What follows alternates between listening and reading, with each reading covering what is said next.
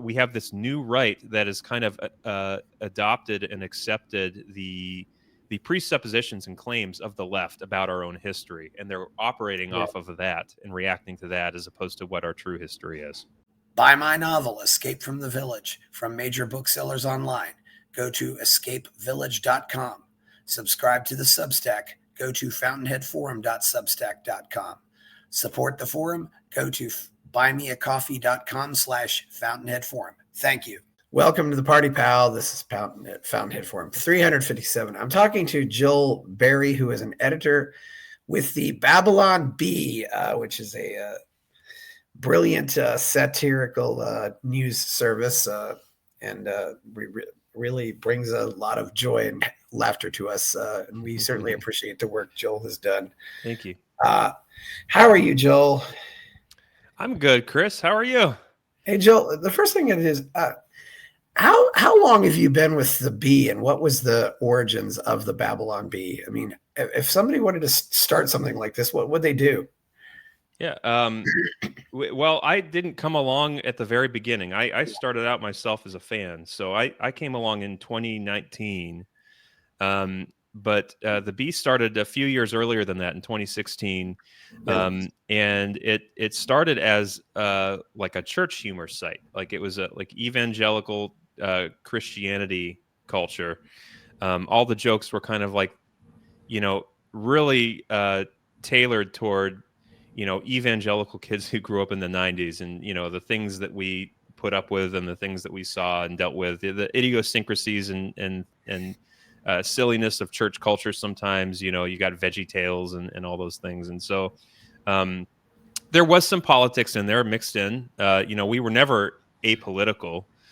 We always kind of enjoyed owning the libs, so to speak.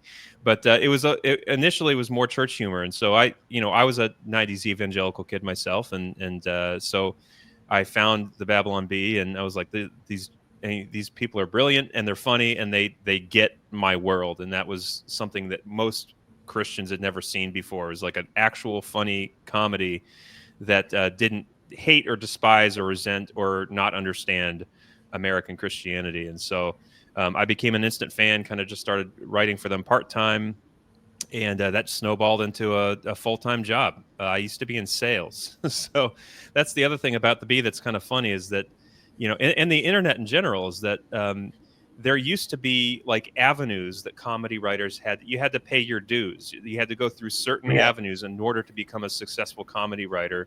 And the internet has opened that up, and we realize that there are a lot of funny people out there. I mean, anyone can pick up a camera and put a reel on Instagram or whatever and do really funny stuff, funnier stuff than you see with most stand-up comics these days. And so we find that the Babylon Bee writers, they come from all walks of life. We have writers who are professionals, who are who are surgeons and doctors, all the way down to fast food workers and blue collar workers, and so I think we have also found that kind of adds a little more realism and charm to our comedy, because our comedy writers aren't like guys that are like holed up in Manhattan, writing comedy professionally. They're living real lives and they're talking about real things, and so our stuff is relatable in that way too. So we originally started as a guy named Adam Ford founded the Bee, and he was an atheist, and he converted to Christianity. I mean, he was like an angry atheist too. He was like one of those guys that you would like fight with online, and he became a Christian, and he thought, I really like what The Onion does. I've always wanted to do The Onions. We should do like a Christian version of The Onion. And so it kind of took off from there. And then, and then Donald Trump was elected in 2016, and suddenly we had all of this material just plopped onto our lap. Just Trump is the funniest person. The whole situation was funny. Every other comedian, not every other, but a lot of other comedians were afraid to touch it. Political correctness and cancel culture was run amok. And so we were just kind of like left with a wide open field to just tell jokes, that other people weren't telling, and it was great. And so that was kind of our rocket fuel for those first 4 years there. Yeah, I figured you probably had taken some inspiration from the Onion. I wasn't sure if I wanted to mention that, but because Yeah. they started in Madison, Wisconsin, back in the mid to late '90s, Hmm. and still sometimes Yeah, they they can be. were back in their heyday, like in the '90s, early 2000s. They were great, and I still, there's still kind of a mutual respect, writers have for each other. So I don't want to like pile on them, but they kind of lost their sense of humor over time when they just got so angry, and really partisanly left, and just wasn't as funny as they used to be. The '90s Onion was peak though. Yeah, I don't know. I don't. Yeah, the whole parody news thing has always been funny. I remember, the not necessarily the news. There was another show called The News is the News, where it just make up these funny news stories, and sometimes you'd occasionally see sports people do it too. Things that they weren't. You know, Yeah. yeah, I remember one website a few years ago said yes.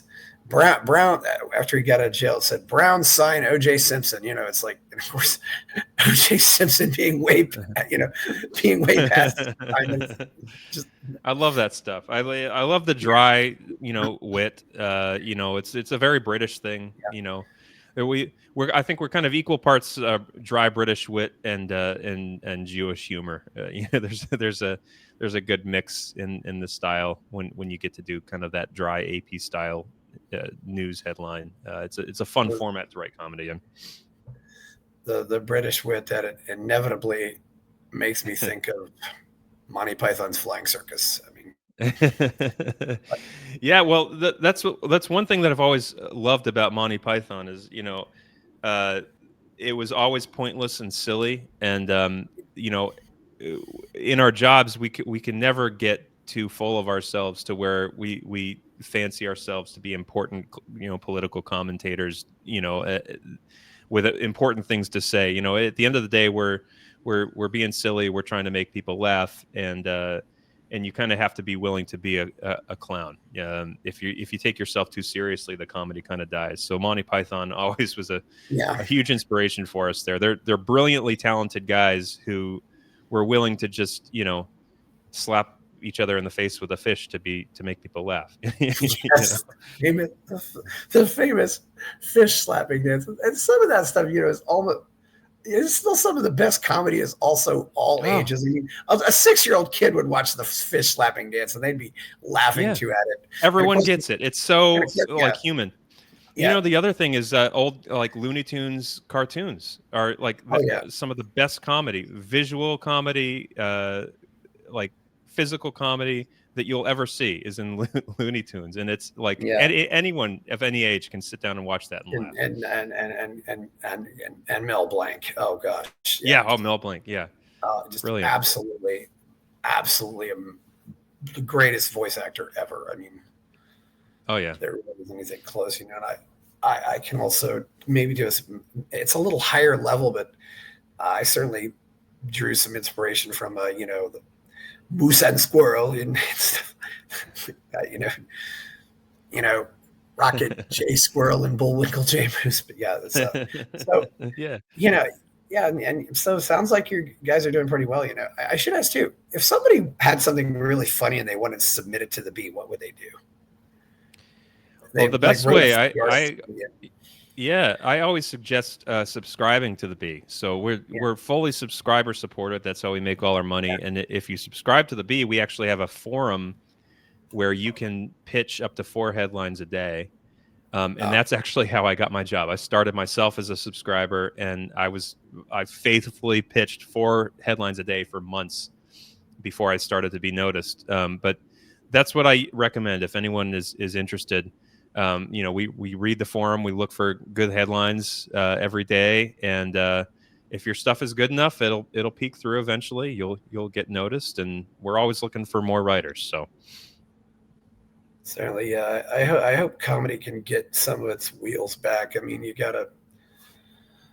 There is some truth that if you're not offending a few people, you're probably not doing your job, but you still want to yeah, doing it in a way that's not that comes off as being a little fun, but not really like you're really trying to hurt somebody. Because I think we're coming out of that a little bit. You know, there was a really dark period for comedy the last whatever it was, 4 or 5, 6 years. And I think we're coming out of it a little bit. You know, we'll see. I think there's still a lot of timidity out there, um, but it's trending in a good direction. hopefully so. Yeah. So you wrote this tweet a while back, and I thought this was interesting. This was on August 29th, and said the main target of the post-liberal right isn't the post-war consensus. It's this census right here. They think the founding of America was poisoned by radical egalitarian Enlightenment thinking, and that it must be completely overturned.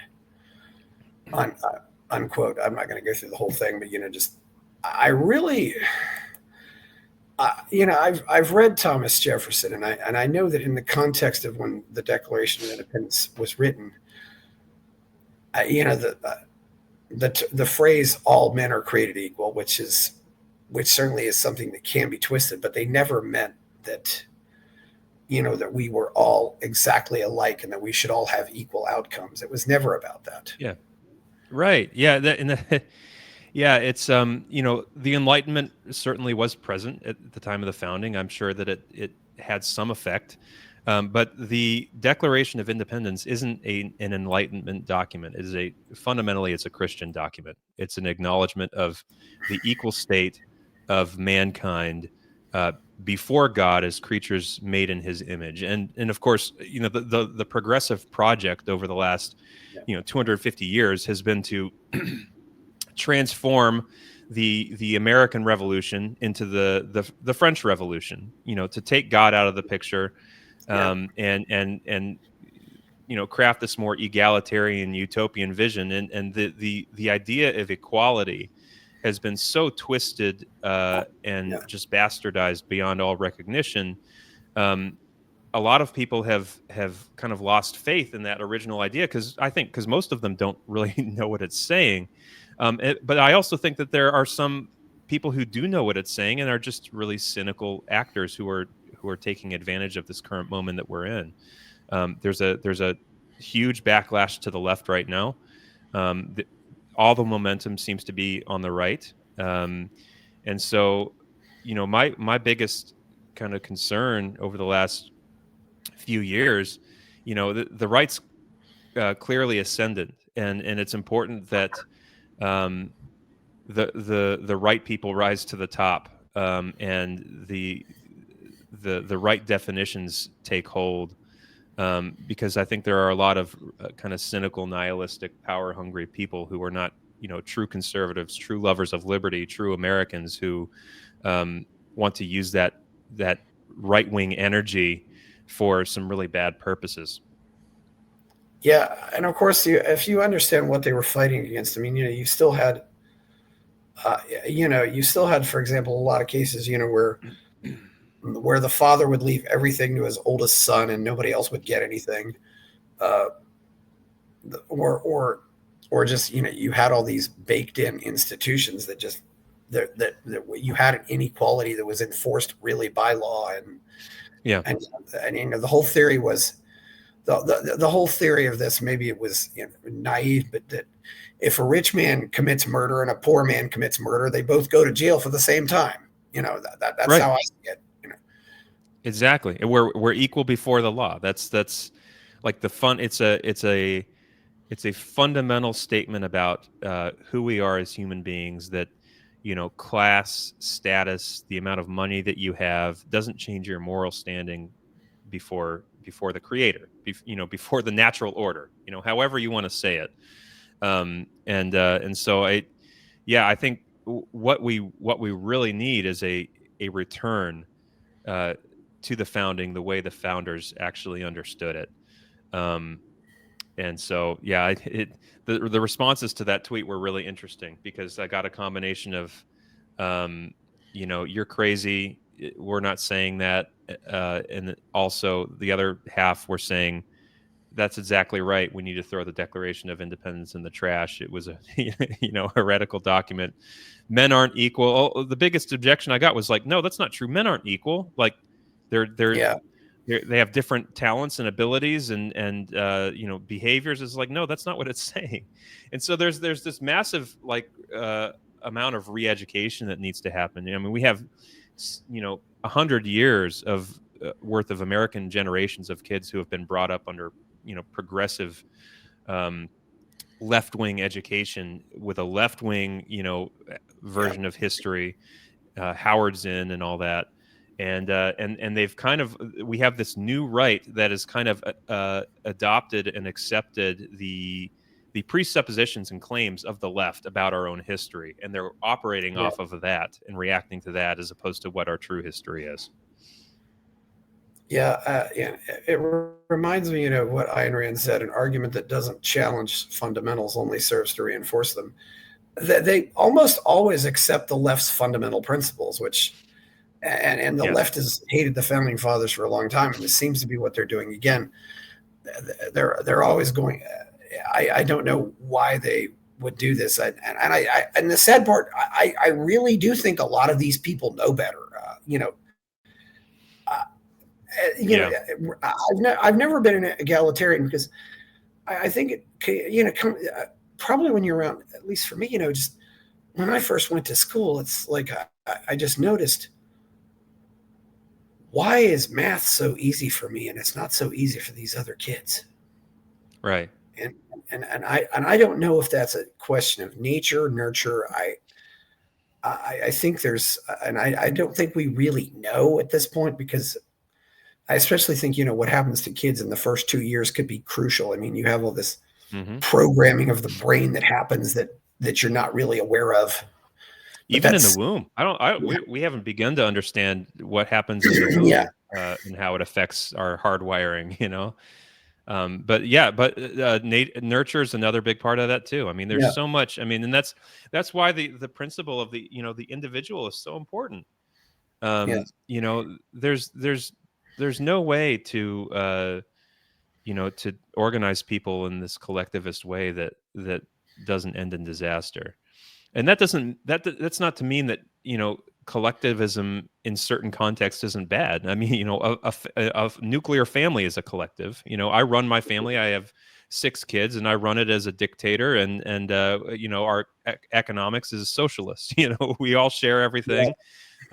It works really well at that level. But our community, our street, the people that live with it. We have a community with those people. Um, so a lot of these things kind of work at a small scale insofar as they serve the individual, but I think a lot of what the left and the right is trying to do is take these things that are meant to work at the family level and make them work at the macro level, which as history has shown is always a disaster. And it's frustrating that we have to reteach this and relearn it with every generation. People aren't yeah. they think they can do it, like, this time it'll work, this time it'll work. No, Well, it won't. you get beyond a certain amount of people, a certain place where everybody knows everybody, and I think a lot of parents still at least try to understand. Uh, it doesn't matter if my kids like me now; it's more important that my kids like me in 20 years. Yeah, yeah, yeah, Uh, that's exactly right. and there's that time preference thing, and that's also. I don't really want to have to take care of a baby, yes, but I mean, yeah, but when you're 95, you might need some help too. So, and guess what?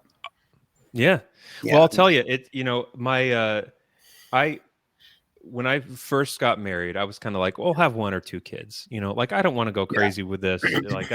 Like, hey, let's get the kids out of the way so then we can retire and we can travel and, like, do stuff that we wanted. And kind of like, it's like, we just got to get this out of the way. It's like a chore to raise yeah, kids. And then we had kids, and we had 1 and then 2, and then by kid 3, yeah, my selfishness kind of finally started to melt away a little bit, and you realize that, like, this is joy. Like, right now, I have, my oldest is 12, my youngest is like 8 months, and I am in the peak of my life right now. Like, I remind myself, and my wife and I remind each other often, that it will never get better than this. Like, there is no, like, thing out there to look forward Yeah. to. Like, this is it. I have 6 little humans who look to me and adore me, and I'm their whole world, and I'm trying to hold on to that as hard as long Yeah. as I possibly can, because eventually I won't be that anymore, and that'll be sad.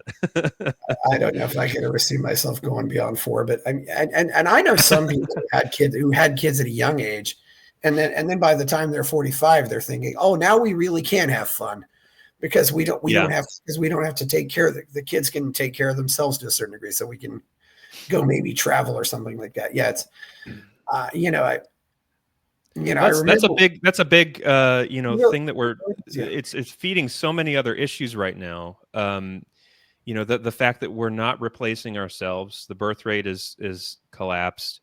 And also we're killing our own offspring through abortion. Yeah. And that's kind of feeding this market demand for mass immigration, because we need to keep everything running.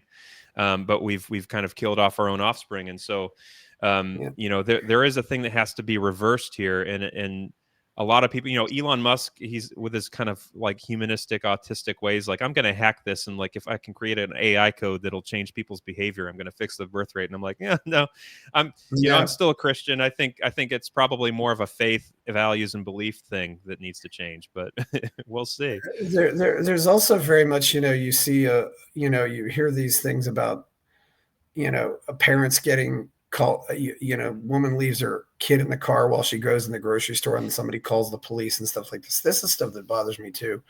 Mm-hmm. The divorce culture, and also, you're out of the game, but I think the culture of false accusations is also is a major contributor to all this too.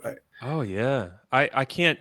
I really count myself lucky, because my wife and I got married in 2010. So we've been married almost 15 years now, and I do feel kind of like we we missed a lot of horrible things that have happened in the dating world since Oh then. yeah. We never had, we didn't have dating apps. Like, dating apps were just kind of starting to come online when we got married.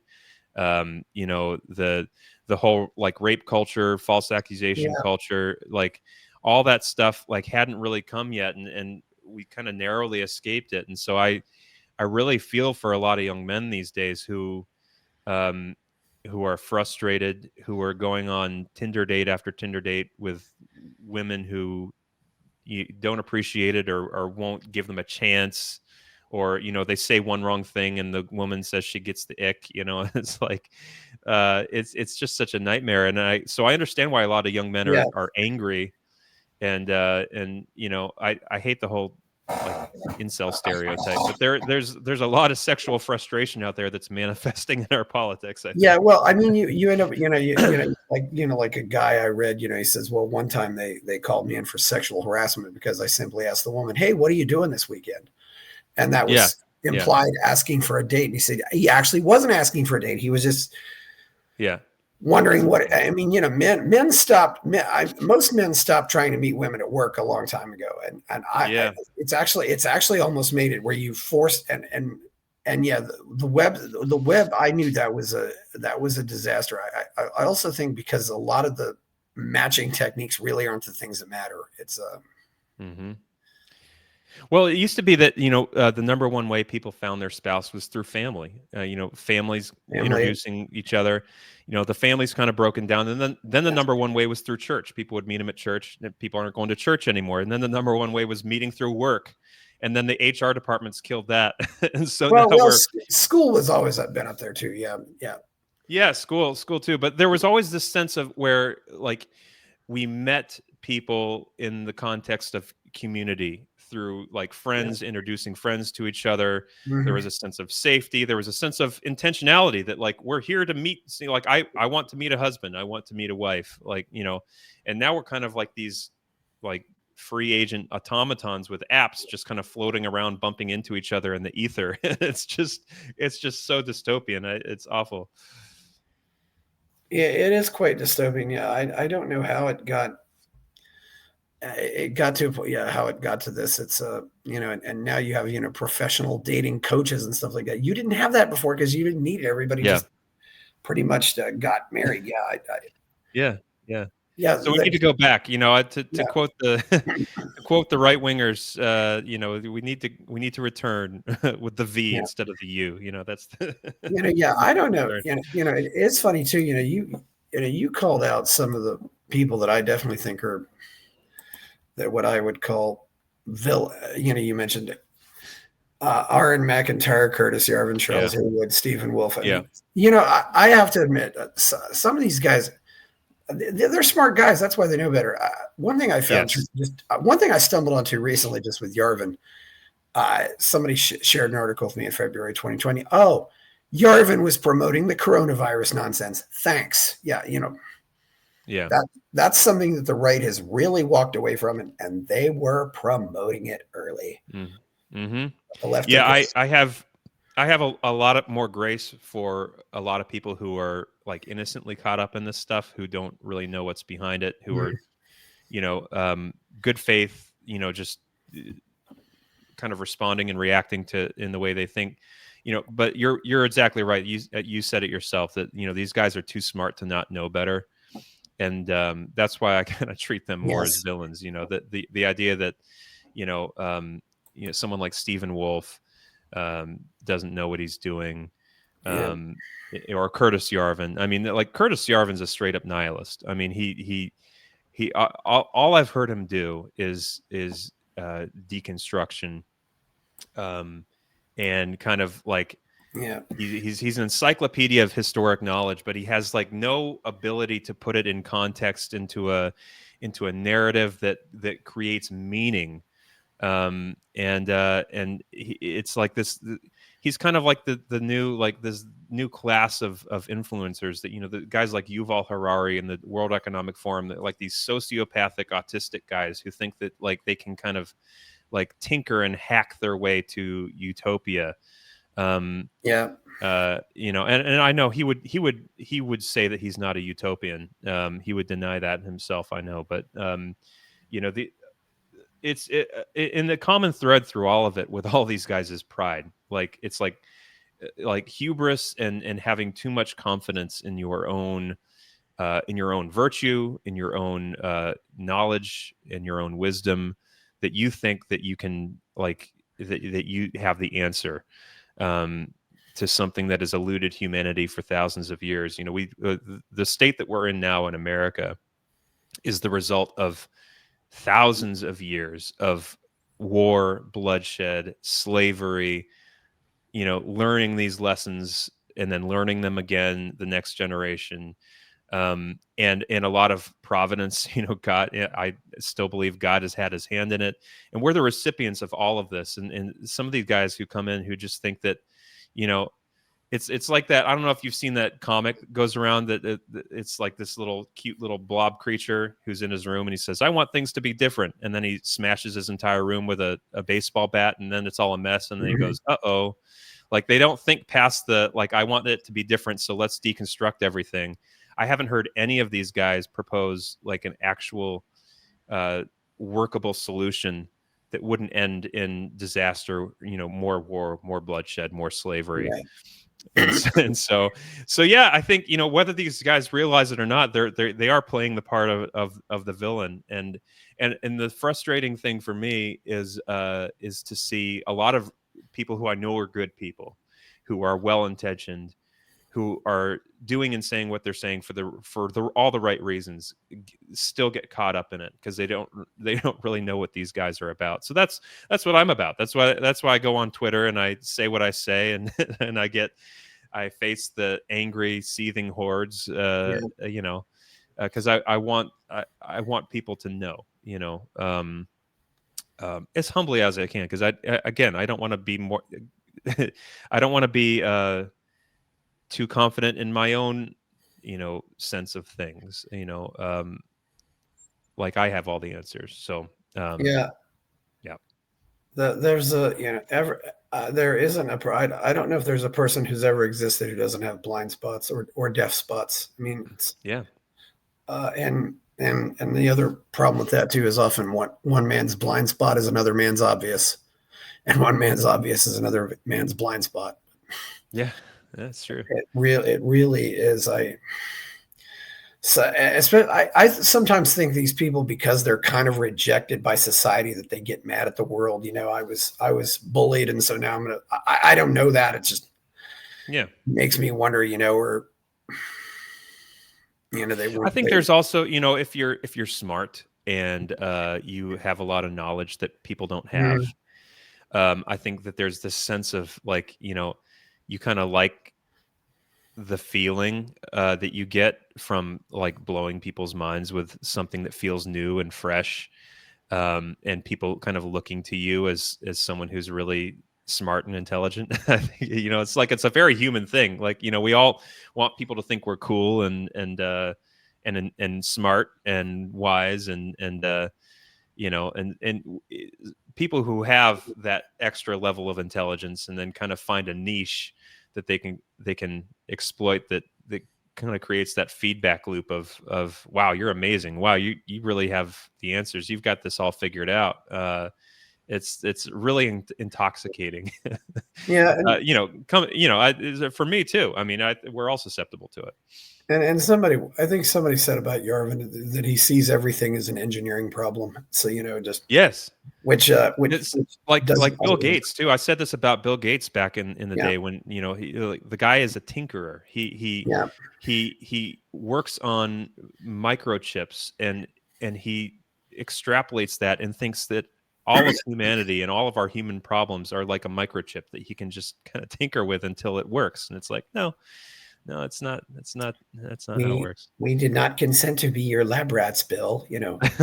I says I often jokingly say I miss the old Bill Gates when he was just some greedy software company mogul who just wanted to make sell as much software as possible and make as much possible. But then all It's very Ayn Rand, isn't it? It's like, he was a better yeah, person when he now was operating completely off of self-interest instead of altruism. The altruism is what turned him into a villain. yeah, it's so crazy too. I just remember thinking too, though, when the antitrust suit started. Do you realize you go back to say 1997? Microsoft did not employ a single lobbyist, and I just thought, oh my goodness, what's going to happen when he starts getting lobbyists? This will not be good. And just the whole corruption of what I call big tech is just so disappointing. Oh yeah, yeah. I really, there really was this vision that we were going to do good things. As looking back, I call it the go-go 90s. Just this whole attitude of, and that we might actually change the world and everything was, and then we got Yeah. hit in the nose with a few different things that happened when tech just totally, when computers and everything just completely crashed. Hmm. It was pretty wild, and I was still young enough, but it's you Well, eventually realize that you can't know everything.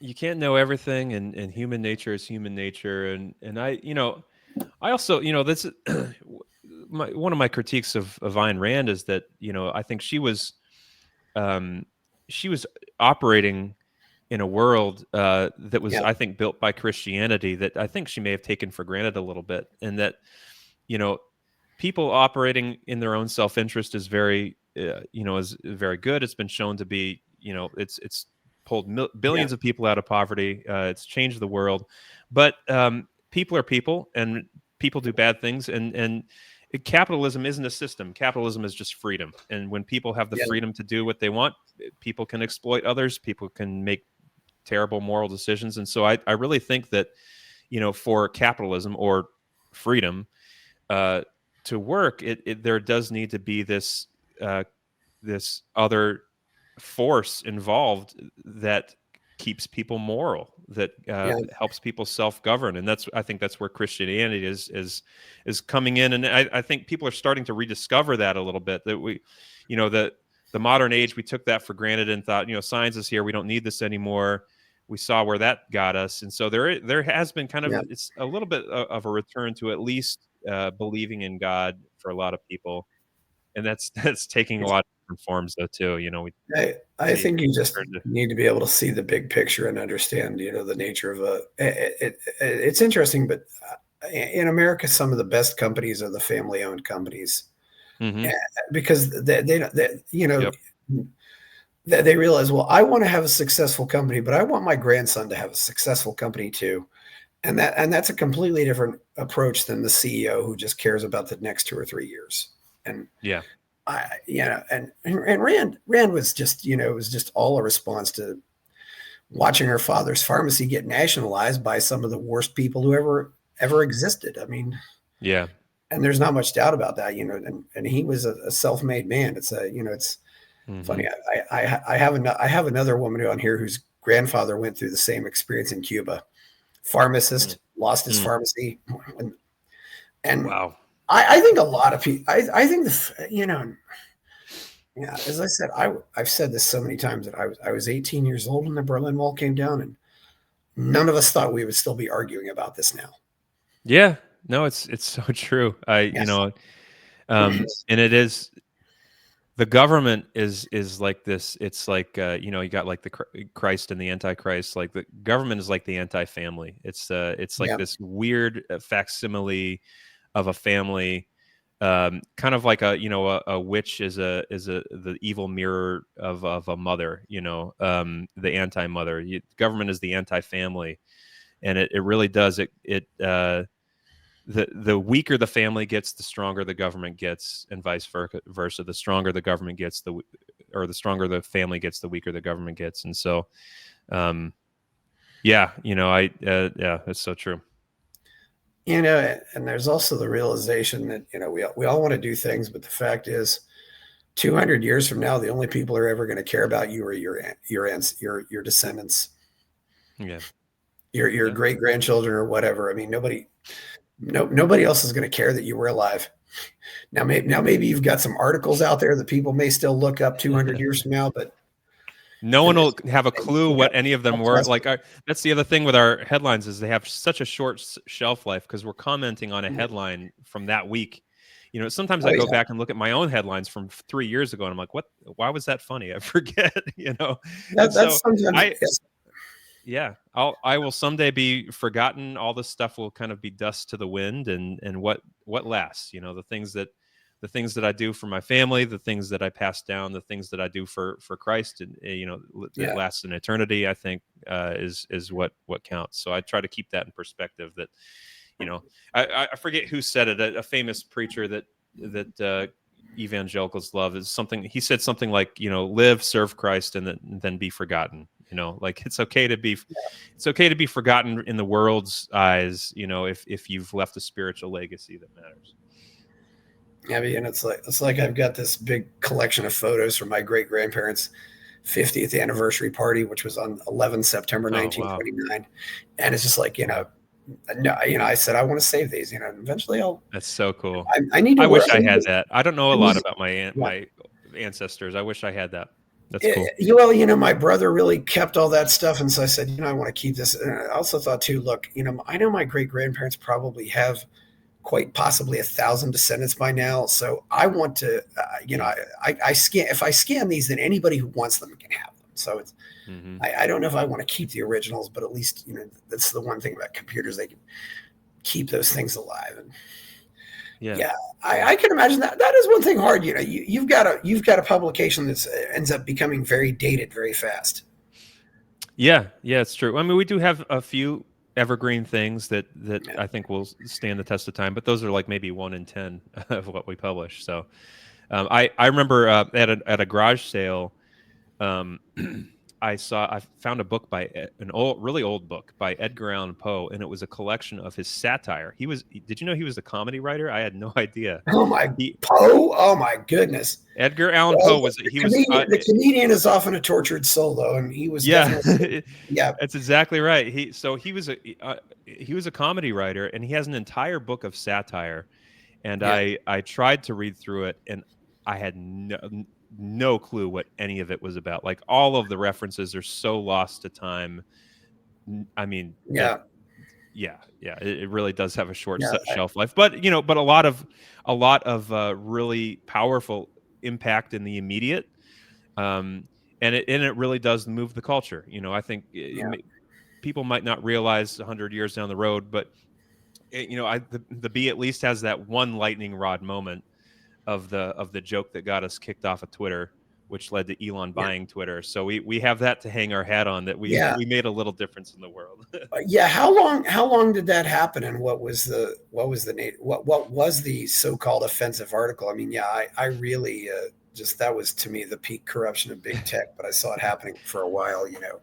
Yeah, it was what? It was like maybe 3 years ago, Yeah, 4 years ago, something like yeah, that. It was a joke that I wrote, and it was Rachel Levine. You remember Rachel Levine, the assistant HHS secretary, transgender, biological male, identifies as a female. Rachel Levine.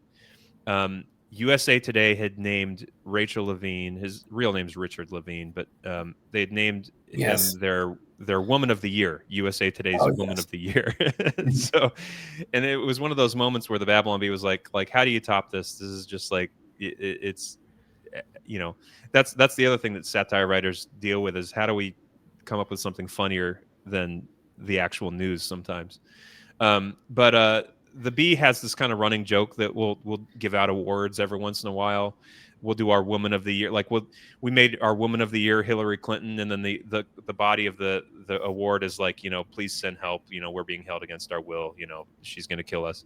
And then like every year we make Donald Trump our Christian of the Year. And so we gave Rachel Levine our Man of the Year award. To counteract the USA Today's Woman of the Year award.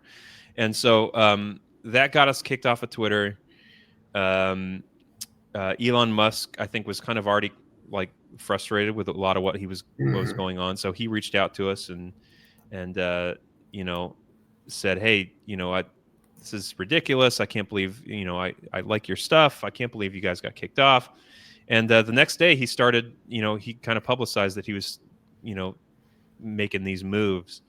And so yeah, it took a year. We were off of Twitter, I think, for about a year, Yeah, um before, like, he finally bought it. And then the morning he entered Twitter headquarters with that big sink, like, you remember that iconic photo of him bringing the sink into Twitter's headquarters, let that sink in. I like at 5 a.m. on Friday morning, he reached out to us and said, "Hey, you guys want to be let back on Twitter?" And we said, "Yeah, we'd love to." And then it took him another couple of weeks for him to work through all the legal, and he was fighting with his own staff, who was saying, "We can't do this, like, we can't let the Bee back on." And so it took him a few more weeks, but eventually we got let back on, and the rest is history. So yeah, that's yeah, I don't know how things would be right now if we didn't have Twitter out there, and there's also a lot yeah. of coming down. Oh. So Yeah, thank God. It's the new printing press. It's the new Gutenberg press. Suddenly, anyone can be a journalist. Anyone can get the truth yeah, out there past the filters. And so, yeah, we're in a huge moment right now that I don't think we've even begun to see what the ramifications are of it. But thank I, God that happened. I worry more about other things changing history, and some of these people who want to change history. I have this. I don't. It's a guilty pleasure of mine. Nothing really horrible, but I have a nostalgia for old game shows, and Yeah. at the top of the list is the 1970s version of Match Game, and I was watching and I was watching and there's a buzzer channel, and they uploaded one episode, and there's literally one question where they just skip over the first two panelists, and I'm Uh just huh. thinking, oh, I bet that was a naughty answer, Uh huh. and literally go and it's they do it pretty well, but I'm just thinking, you cut out those answers. How can you cut out this out? And of course, Yeah. that was part of the appeal of that Criminal. show when it was on, is Yeah. Yep. it was actually considered very risque at the time, Yeah. because for whatever Yeah. reason, yeah, Yeah, this idea that we're so much more advanced and evolved now. yeah, Like we can't, like it and that okay, they were giving risque answers on match game, but they weren't dying out as a species. So there's that. People were getting married and having kids. So Yeah. maybe they had something figured out that we need to go back to. I don't know. The 70s were kind of the peak. I don't know how we got to this Hmm. point where we're so soft that just any words will hurt us. Hmm. This might hurt somebody's feelings. It's a big difference between there's a big difference between saying that when you don't understand that there's hurt feelings versus somebody hitting you in the chest Hmm. or shooting at you. It's when people say things like words are bullets and stuff like that. And the sad part is, Joel, I can remember people on all different sides doing this. Yeah. Yeah. The religious conservatives wanted to cancel Ozzy. They wanted to, in the beginning, they Hmm. wanted to cancel Bart Simpson.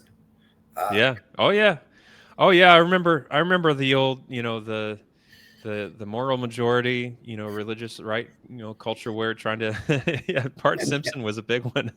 all the while forgetting that the Simpsons are actually one family that you still do see go to church on TV. It's Yeah. Oh my goodness. And not to mention brilliant satire and brilliant yeah, comedy writing. A lot of Christians really missed out on some good funny stuff by missing out on The Simpsons. yeah. There's a lot of things that I do think that sometimes you just got to. Sometimes those things just get mixed in. Uh,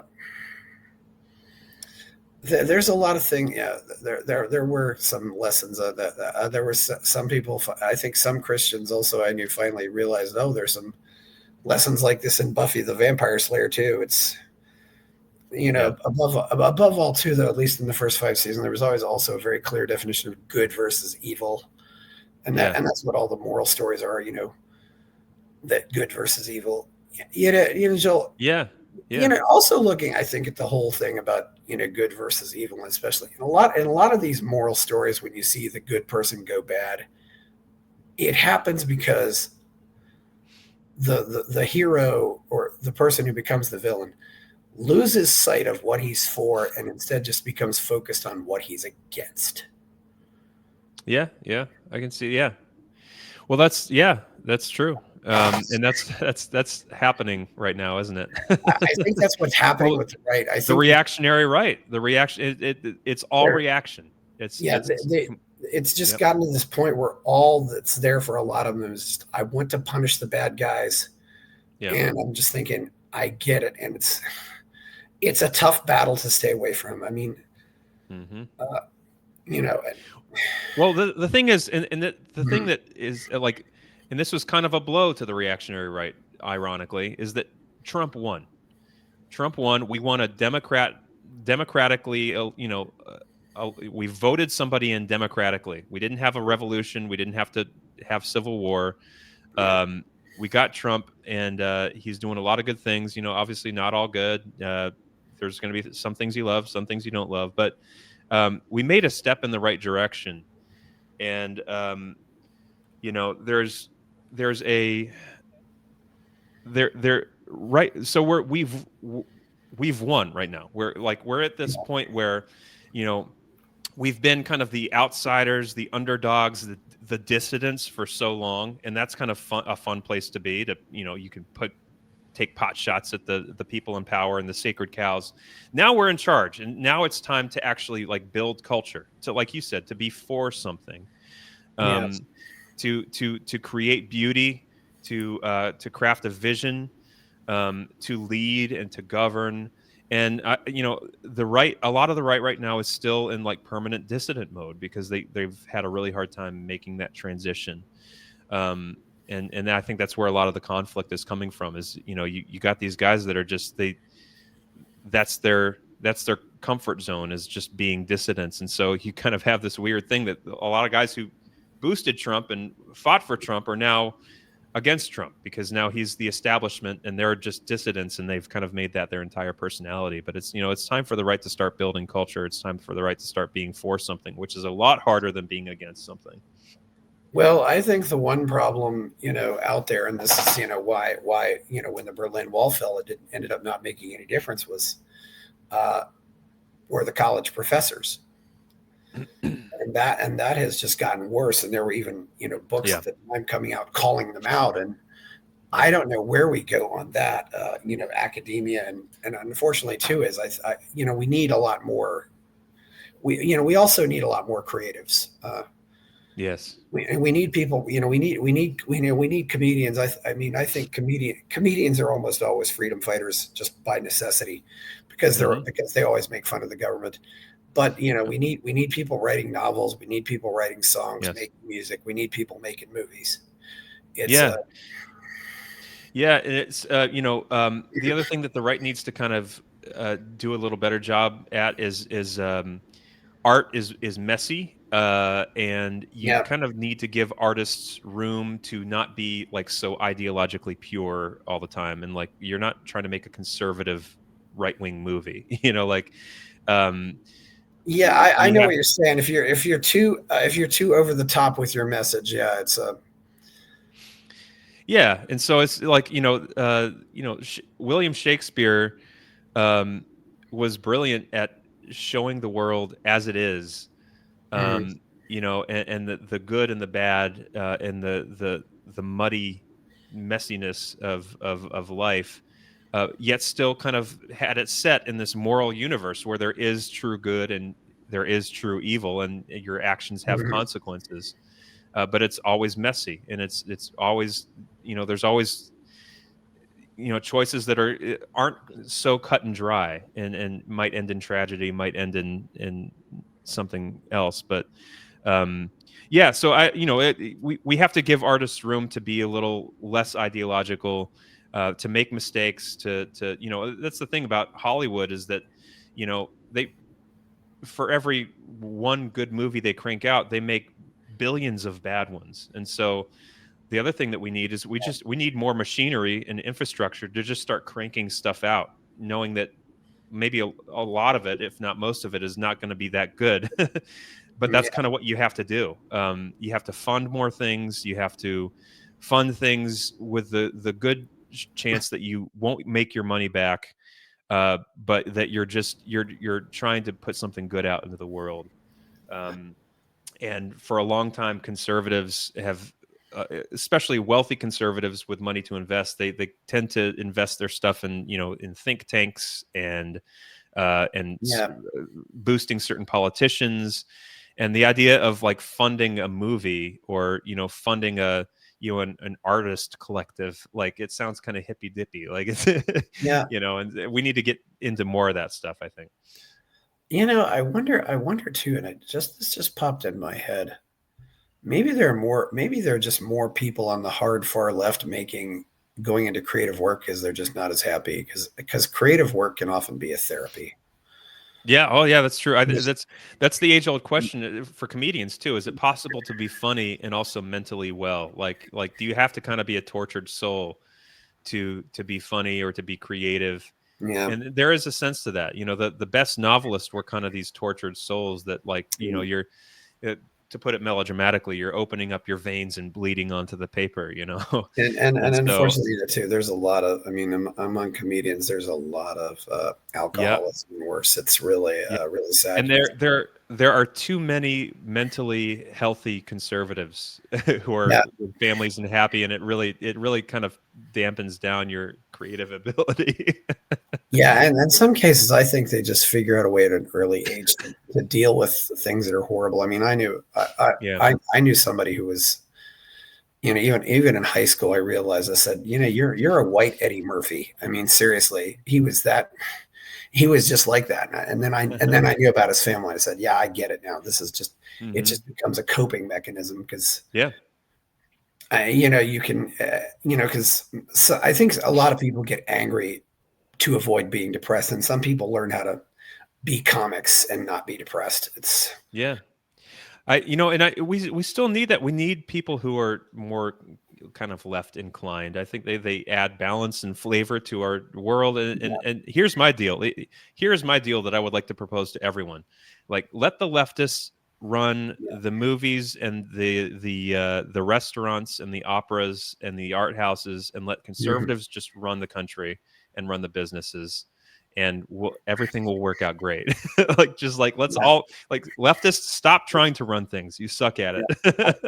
I don't know if that how well that'll work, but yeah, it'll be interesting. And I remember I did see that movie Cabrini that was made. There's people out there trying to make conservative movies, and I thought that was a really amazing story. This, the woman who did all that, just helping out others. And yeah, well, it's funny that a lot of some of the great conservative films were made by leftists, like, who didn't realize they were making a conservative. Because, one thing, there's a guy on Twitter that I like that kind of said that reality is right-wing coded. Like, if you're going to make good art, it has to conform to reality, and it has to, in that, by extension, kind of conform to the right. And so, the guy who wrote and directed High Noon was a communist. He was a communist who was being kind of, like, oppressed for being a communist in Hollywood. Communists in Hollywood had to like, hide and hide their identity and stuff like that. But he wrote this story about a sheriff who stands up for his principles, even though no one else is standing with him. And in his mind, it was an allegory for how he was bravely standing up for communism. But it's the values are transferable, and without, unwittingly, he made one of the great, conservative films about standing up for what's right. And so I think you see a lot of that. A lot of these great conservative movies are often made by leftists who are accidentally, and they're just trying to make good art. Well, more recently, one of the most pro-capitalist movies I ever saw was Dallas Buyers Club, and I haven't seen that. And that movie actually became a champion. The left loved that movie, though, because the main protagonist, the hero, is an AIDS patient. Yeah. So that's one thing you can kind of do with the left but he was basically talking about all of his fights against these bureaucrats and government regulations, instead of basically saying, if we had a true free market in healthcare, things would be better. It's yeah. So that's, in order to make good art, you have to tell the truth. And so, anyone making good art is going to have to, you're going to have to have some right-wing ideas in there, because we're the ones telling the truth, in my opinion. That reminds me of the one tweet that really put Aaron McIntyre on my shit list, was when he commented that, essentially made the comment, well, if we just got rid of immigrants, we'd have a working healthcare system. And I'm like, are you nuts?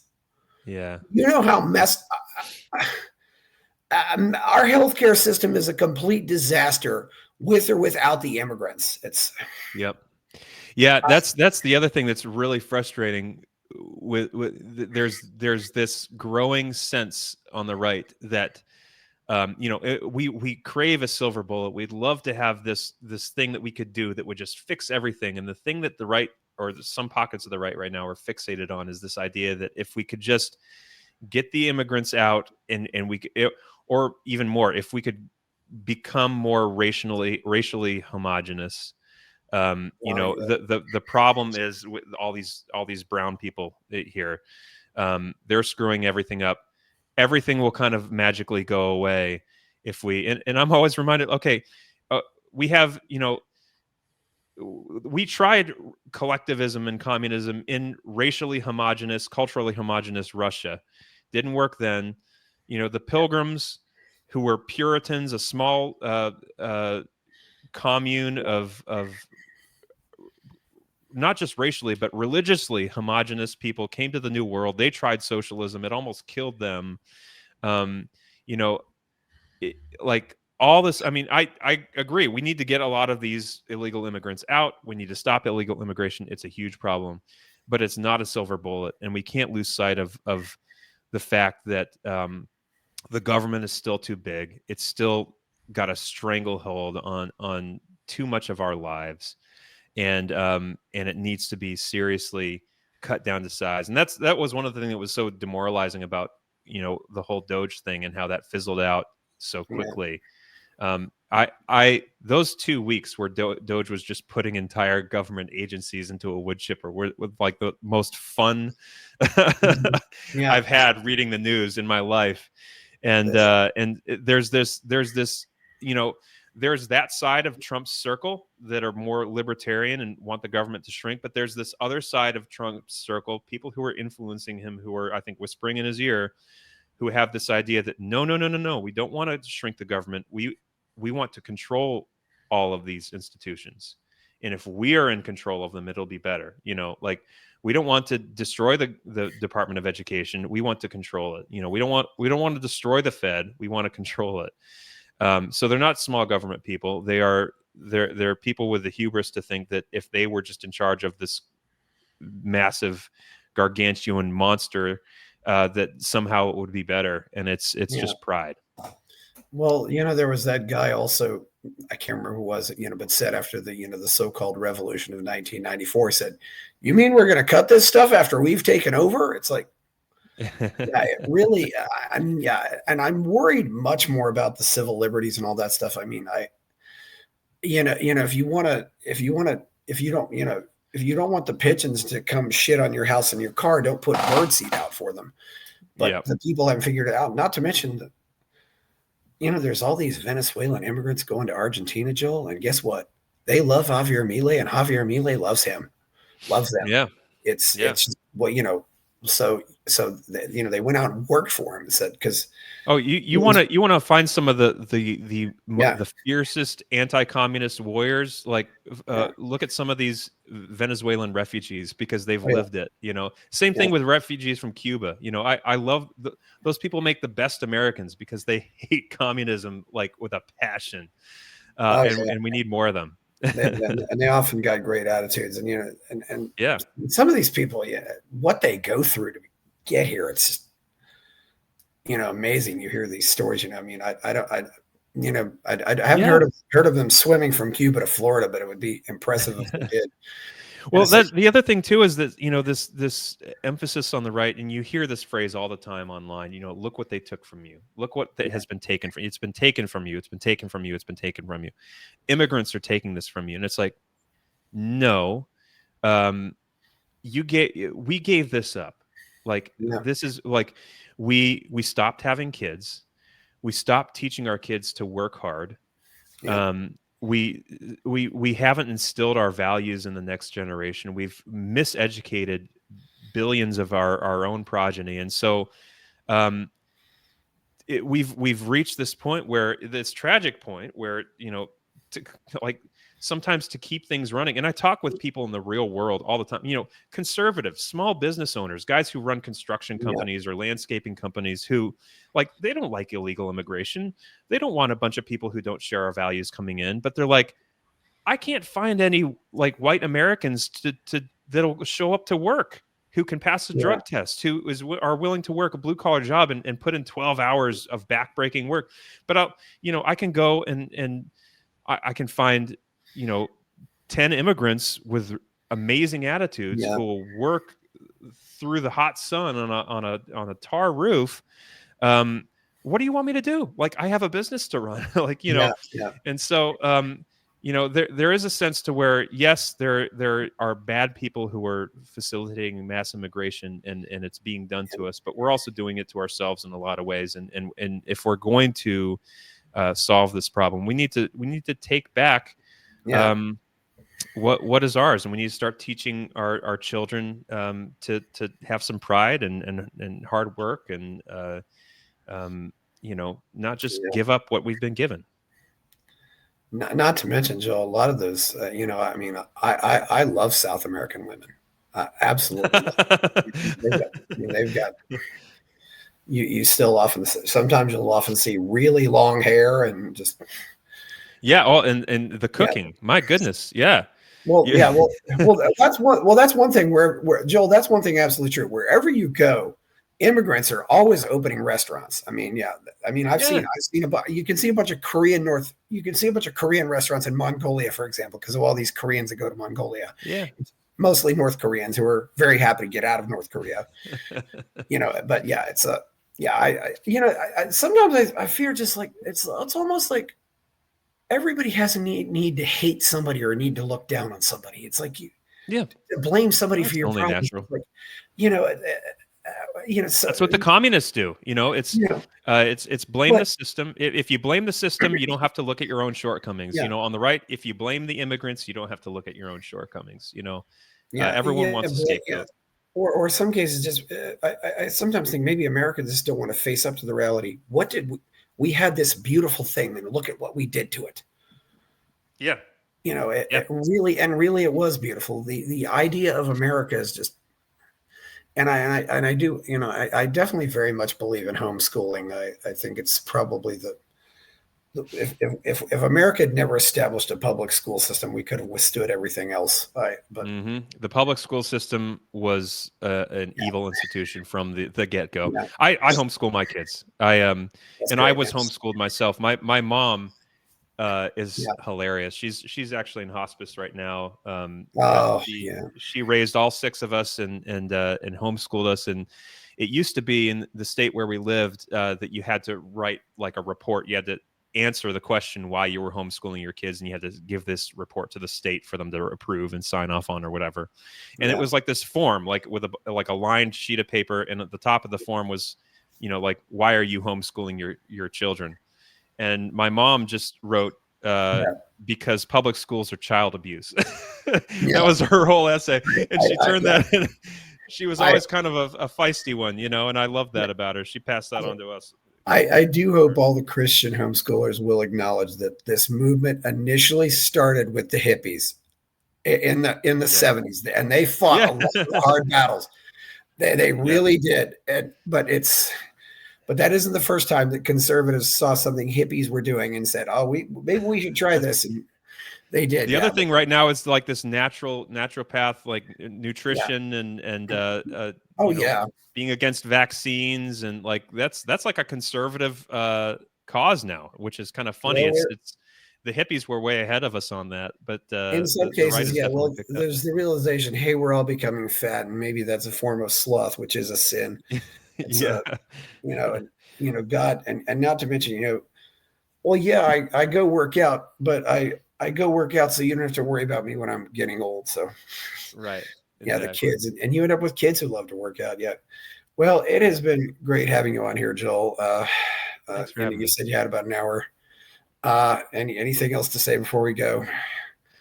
No, Chris, I appreciate you having me on, and it was I appreciate really you nice coming. talking with you too. And yeah, happy to come on anytime. Yeah. Thanks for letting me talk about this. It's nice to talk about it instead of just tweeting all day. So Oh, it's yeah. therapeutic for me. Yeah. Not that many people see your put a face on. Yes. Okay. Yeah. Please like the show, subscribe to the channel, go buy my novel, Escape from the Village, check out my Substack, go to Buy Me a Coffee to support the show. Thank you, Jill Barry. I'm Chris Baker. Buy my novel, Escape from the Village, from major booksellers online. Go to escapevillage.com. Subscribe to the Substack. Go to fountainheadforum.substack.com. Support the forum. Go to buymeacoffee.com/fountainheadforum. Thank you.